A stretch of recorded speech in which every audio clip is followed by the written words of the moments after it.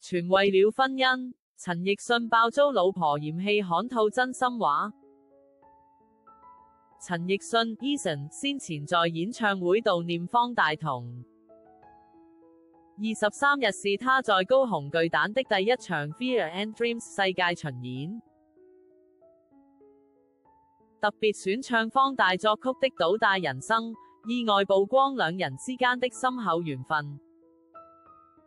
他說邁入中年之後，適時地減掉多餘的東西，簡約能讓生活更加美好自在。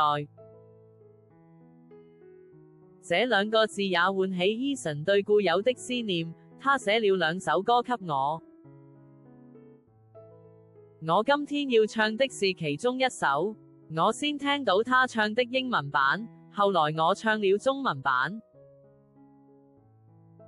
真的很有緣分，也真的很好聽，想分享給你們，送上《倒帶人生》一曲。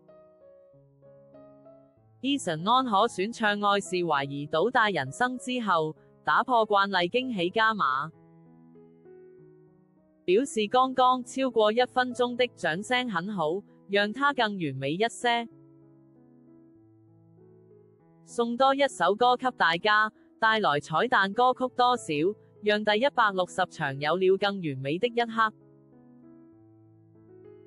由於歌單以粵語歌為主，他同時向粉絲致謝大家很包容我，也很包容這次製作。如今演出進入倒數階段，他表示接下來會休息一段較長的時間，努力消掉小肚肚，不禁笑說，為了我的太太，我的婚姻，來高雄前。